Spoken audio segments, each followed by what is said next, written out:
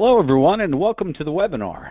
This topic is Leading Safety Excellence. My name is Sean Galloway. I'm the president of ProAct Safety, and I'll be leading you through this topic. Would you believe a half-day training could cut your injury rates in half? It certainly can, and it has for a number of organizations. With implementation of a simple three-part model to focus workers on specific improvements, provide feedback on their efforts, and address identified workplace influences, you can not only greatly reduce incidents, but also significantly improve other areas of performance as well. Supervisors tend to have great influence on worker behavior and are in a unique position to facilitate a culture of improvement and positive reinforcement. It is this level in the organization workers look to for leadership. Thus, it's up to them to cultivate a culture of safety excellence. That's why I'm excited about the opportunity to share with you something that has been foundational to our clients' success, and the reason many of them are the best safety performing companies in their industry.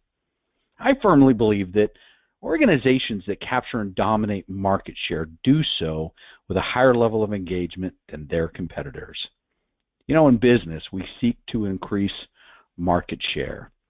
Within our companies, we have to increase the attention share of the workforce in order to win in safety, and really any area of operational performance. What is the attention share in your company when it comes to safety? How much are you getting out of the efforts that you're focusing on? When you have a meeting, are people engaged? Are they wanting to be there? Would they even pay to be there? What's the return on attention with the role your leaders play in increasing employee effort and engagement? Consider this. What is the average level of performance you get in your organization? If you were to look at your level of effort that you get on a scale of 1 to 10, 10 being a high level of engagement, a superstar performer who always goes above and beyond. 5 represents someone who does the minimal necessary, just expected to remain employed, just to collect a paycheck. And 1 is someone who's not even showing up for work. What would you rank the average level of performance in your work group, team, or your overall company? What skills do your leaders have to solicit additional discretionary effort? What works to move someone from a 5 to a 7 or even a 7 to a 9? If you were to approach anyone in a supervisory, in a management level in your organization, ask them, what does it take to get more out of people? Number 1, do they first know you can't motivate another human being? You either create an environment or a setting, a culture that either motivates or demotivates. Do your leaders know how to create those environments? Do they know what they need to do to facilitate discretionary effort? So when you look at your level in the organization, scale of 1 to 10, where would you focus? Where would you place your current focus? Are you just getting the required level of effort? Do you know what it takes to move someone from a 7 to a 10? The people we work with and our clients, they certainly know that. So next thing to look at is, where are you right now? What leadership styles currently exist? Well, what's most common? What's needed now? What styles and skills does the organization need from those in leadership position? And what styles and skills do their followers think their leaders need? That's an interesting way to look at it. Do we have people that our followers are willing to follow? And are the leadership capabilities aligned with where the organization is trying to go? Do they have those capabilities? Common are stories of the super employee thrusted into a supervisory position without being provided the expectations of what their roles, responsibilities, and expected results are, or the skills and confidence to fulfill them. Some people can handle this new authority and some can't. Some people provide more corrective feedback, others are too soft. The best supervisors, managers, and leaders learn how to strike the important balance of managing consequences. Some supervisors, well, they come across more like a cop. Others create a coaching experience. So what styles and what experiences, most importantly, are needed now for your supervisors and managers to be effective. Another way to think about this, if you had to put your different levels of leaders into two broad categories, where are they? Now, some organizations are flatter than others, but let's look at three common levels of leadership: executives, managers, supervisors.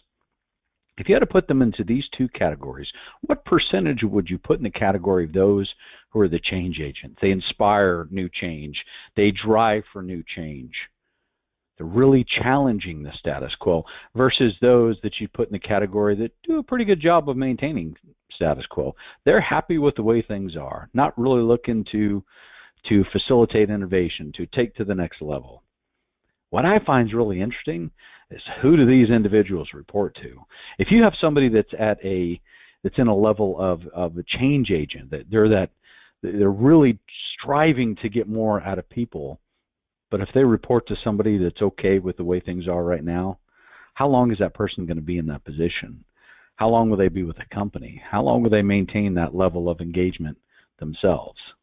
So recognizing the need to enhance leadership capacity, to increase both business and discretionary performance output, and ultimately develop a culture of coaching, we developed a workshop many years ago that has two different levels of focus, but addresses the most important elements a leader needs to be effective.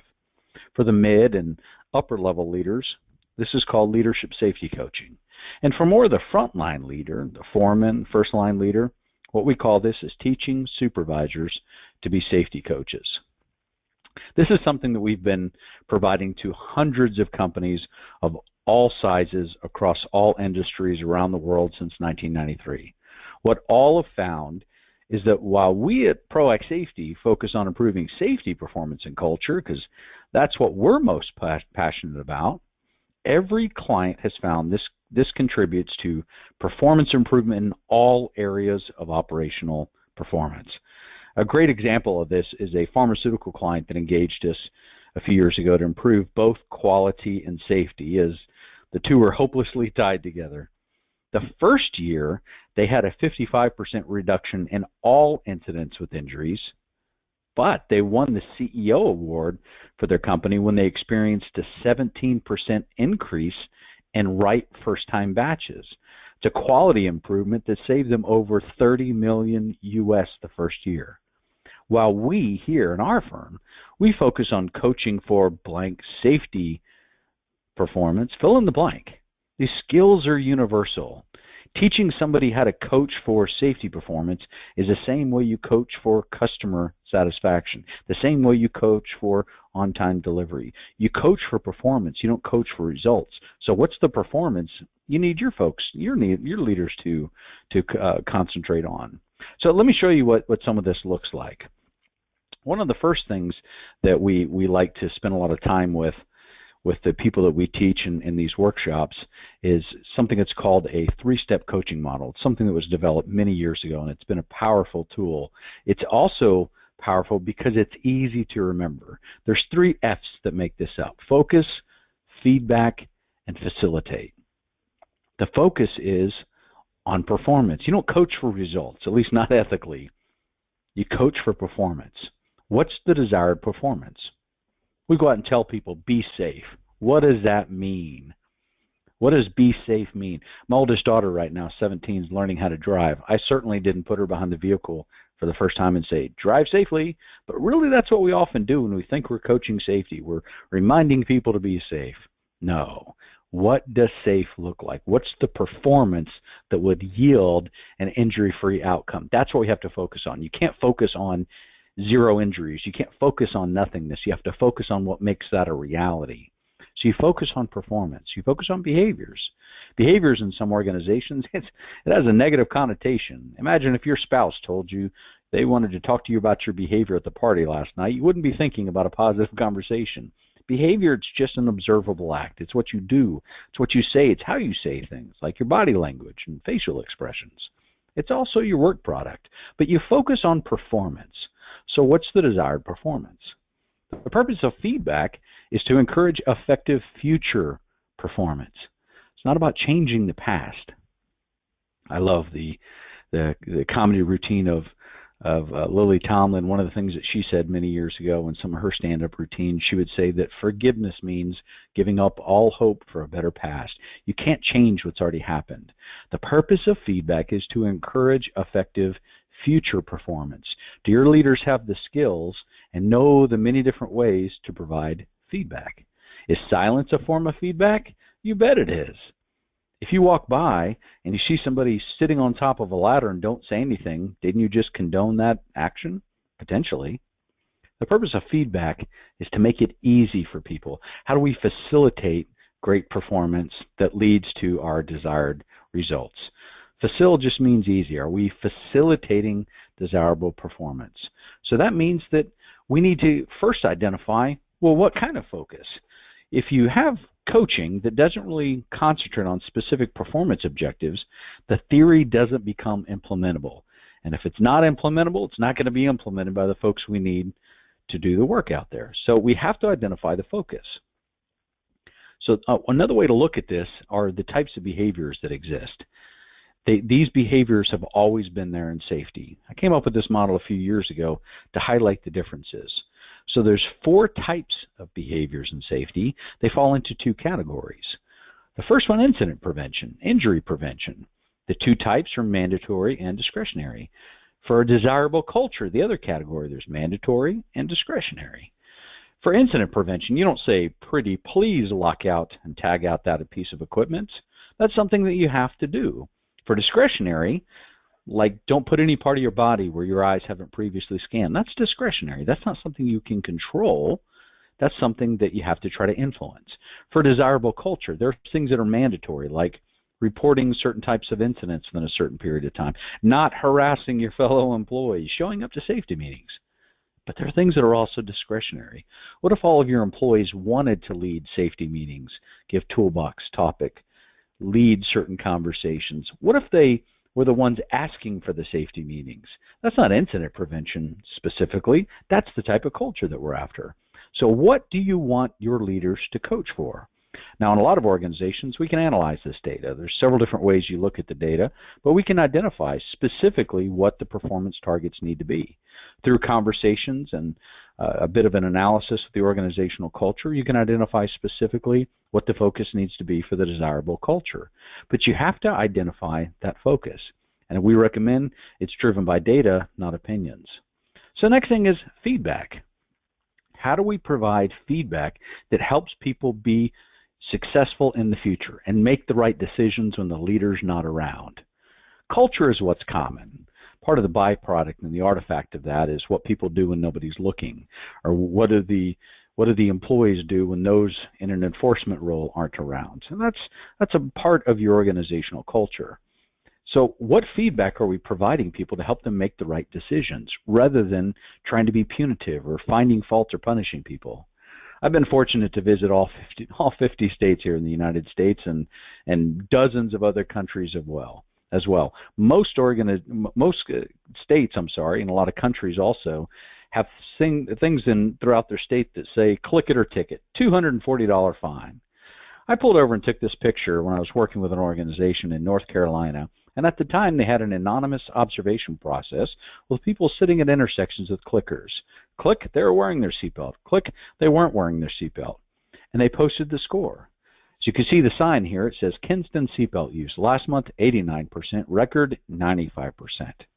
This is an indication of how we're doing so far. Now, they could have said 11% of you weren't wearing your seatbelt and the ticket's in the mail. Instead, this is how are we doing? What are you doing to contribute to our goals? What are you doing to contribute to what we're trying to accomplish here?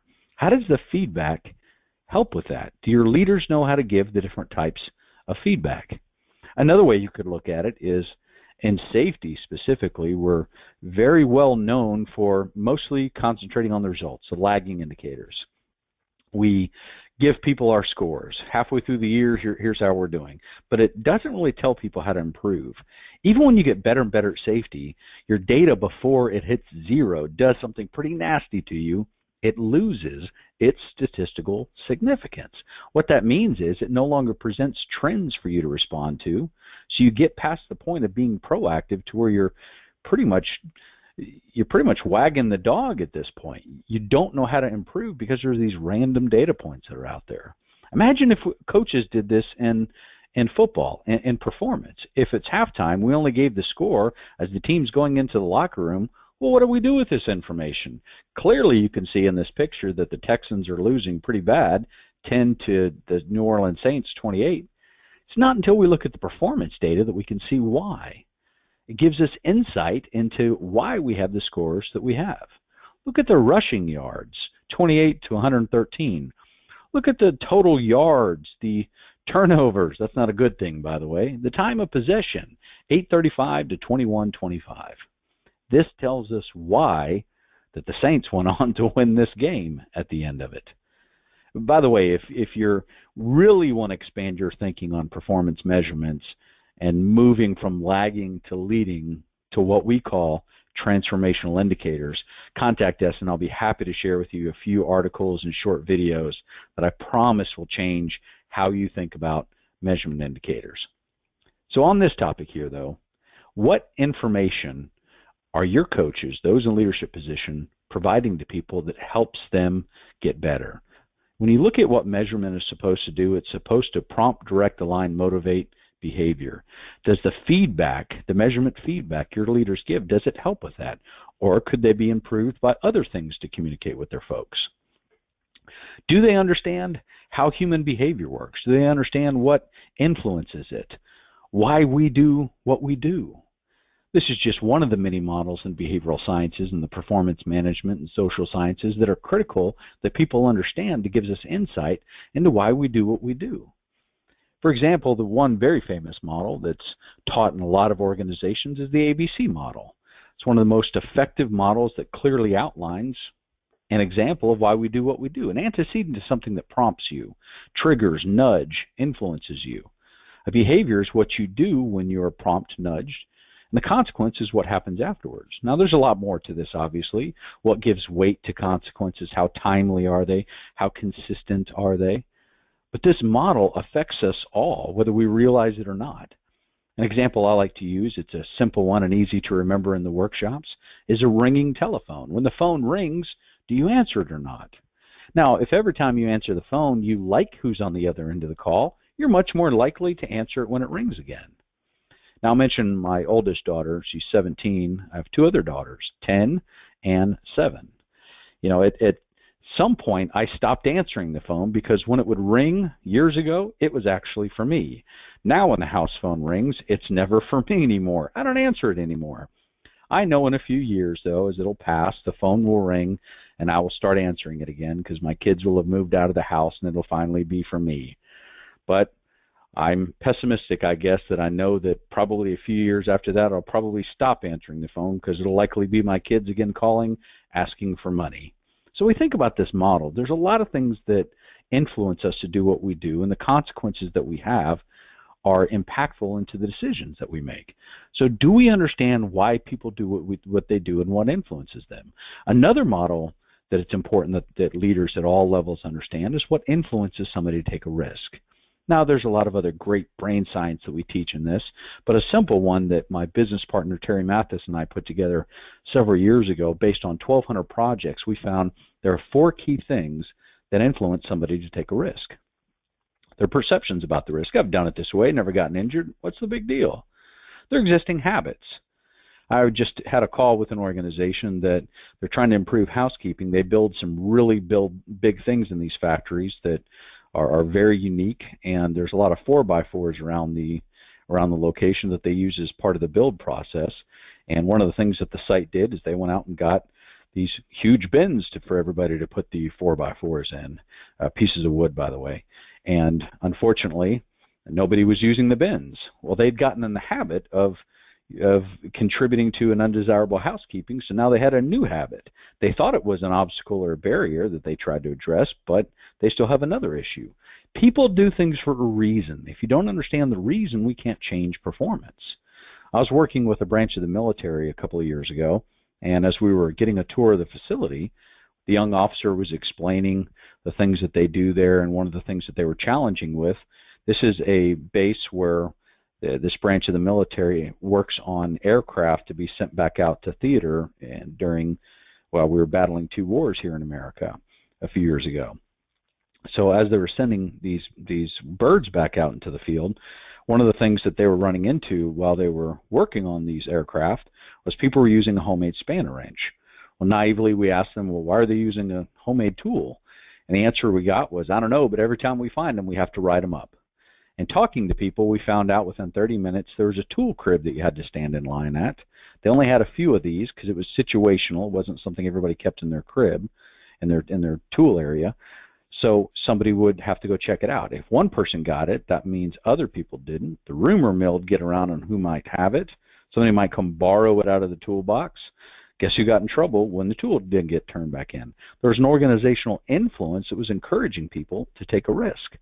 I'll never forget returning to a location we'd worked with years ago, and the plant manager met us at the front and was explaining about all the great things that he had done, and a wonderful guy, a wonderful advocate for employee safety and for safety excellence, and was also mentioning that he had just purchased all these brand new ladders.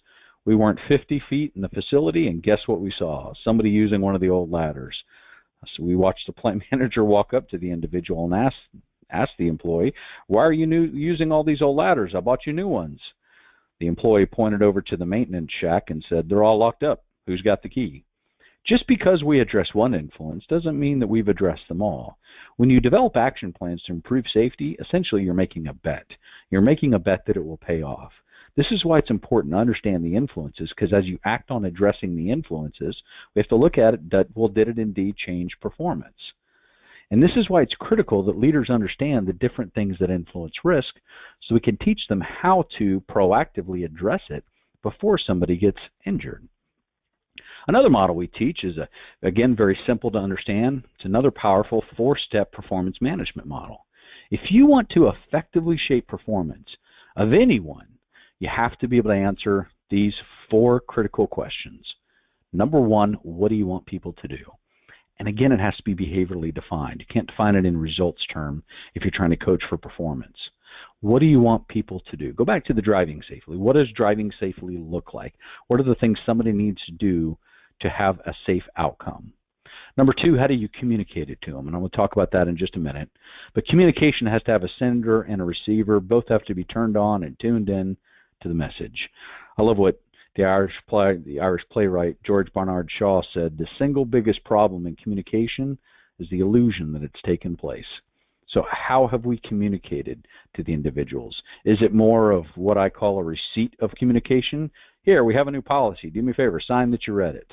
That's not effective communication. Communication is about knowledge transfer.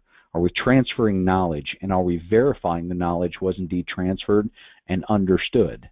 Now, if it's understood, is it acted upon? Is there a balance of consequences?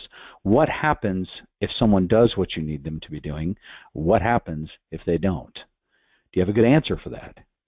In many organizations, we tend to have more answers to what happens if they don't. Perhaps you have a progressive disciplinary policy in your organization. Do you have a progressive recognition policy? Do things get better for those that are going above and beyond? Do you recognize the discretionary effort that we're all trying to tap into? In marketing, this is called reinforcing the buying decision. My wife just purchased a new vehicle a few days ago, and this particular dealership has done a great job making me feel good about my purchase, that when next time if I have to make another purchase, I'll likely go back to them. If somebody's buying in, if they're doing the things that we need them to do, are we reinforcing that decision to buy into that? If we're trying to coach people, we're trying to help them get better at something, what happens if they are getting better at it? Do we reinforce that? We all know the importance of positive reinforcement. There's decades of research on this and some great articles and books on this topic. But think about how much it's leveraged in your organization. Consider this. How sick and tired are you of all the positive feedback you get at work? Probably a bit controversial, isn't it? We know the importance of positive reinforcement. Unfortunately, we don't use it like we should. So do we have good answers for the consequences for performance? And in communication, how well are we communicating where we're going, what it's going to look like when we get there, what our most important responsibilities are, where we're at to our plan? Do your leaders know how to roadmap out the desired level of excellence that we're after? Safety excellence. Have we defined that in the organization? Have we made it very clear what the performance expectations are? Not just the results, but do they know how to communicate the performance expectations? Do they know how to communicate in a way that facilitates knowledge transfer, not just receipts that communication occurred? Do your leaders understand how to communicate the difference in priority and value? Both are important, but values are created in an organization when the beliefs are reinforced at or near the point of decision. Do your leaders know that communication is more than just verbal? It's what they do. I like what Ralph Waldo Emerson said here. He said, what you do speaks so loudly, I can't hear what you say. Remember what I said earlier? Behaviors are not just what you say, it's how you say them and the words you use and body language. Do they have the skills to be able to continuously self-evaluate where they're at, what type of communicator they are, and is what they're doing paying off? If it's not paying off, do they realize the difference between counseling and coaching? Coaching is helping people get better. Counseling is dealing with undesirable or unacceptable behavior. There's a difference, and the tools you use are drastically different as well. If one employee is harassing another employee, is purposefully not locking out and tagging out, and telling others not to, that's not a coaching opportunity. In many organizations, coaching has been associated with counseling. Counseling is dealing with undesirable or unacceptable behavior. These are things that people are doing that's malicious sometimes. Coaching and counseling are two different things. Do your leaders have the right skills to be able to make this happen? Well, I hope you're as excited as our clients have been about how powerful this workshop is to help their leaders move from managing compliance to coaching for performance. As hopefully you've been able to see just a very quick 30-minute overview, these models are easy to remember. And the methodologies, they're powerful. They're also proven to facilitate a step change in company performance and, of course, in company culture. So for your consideration, there are 4 common ways clients have engaged us for these types of workshops and training. Option 1, as you'll see, is just a private workshop for your organizational leaders. Now, there's a lot that goes into that, what levels, the audience, and everything, but that's a basic option that organizations will engage us for. Option 2 increases the value to where we actually look at your data to determine what those very specific performance targets are. The more targeted this is, obviously, the quicker the wins and more sustainable that this level of supervisory and leadership development will, much more sustainable it'll be within long results, both from a safety performance but also quality. The more data you have, we can focus this on even more than just safety performance, but other areas of operational performance. Option 2, we enhance this with very specific data-driven focus. Option 3, we increase this with tools to facilitate accountability. Accountability is a key thing that's missed in a lot of leadership development, a lot of training in general. Real accountability, we use the term proactive accountability because it's proactive. Real accountability is making sure people are doing the things necessary to get the results before checking, how did we do? We need to make sure there's accountability tools. We have some wonderful tools that our clients have benefited from, but there also needs to be reinforcing content. All training, I don't care what it is, all training is only as effective as the reinforcement that follows it. Do we have good reinforcement? Do you have tools to facilitate that? And option 4, aside from being primarily consultants and workshop leaders, we act as coaches, advisors, and mentors for a lot of great leaders at a lot of different levels in the organization. That's also an option. So you could visit leadershipsafetycoaching.com. You can see some of those options. You can see some of the additional detail about these workshops. Well, I hope you found the information beneficial, and I hope that this has given you a quick glimpse into the possibilities of enhancing leadership capabilities in your organization. And I'd love to continue the conversation with you and collaborate on how this could be best customized to fit your organizational culture and, of course, your unique operational realities. I'm quite active in the social media platforms as well, so I hope to be able to make contact with you there. And lastly, I hope you found this information to be both insightful and actionable. If you'd like to discuss these options for how we can help your organizational leaders transform their abilities and become effective performance coaches, please contact us at info@proactsafety.com or at 936-273-8700. I thank you for your dedication to safety excellence, and I look forward to hearing from you soon.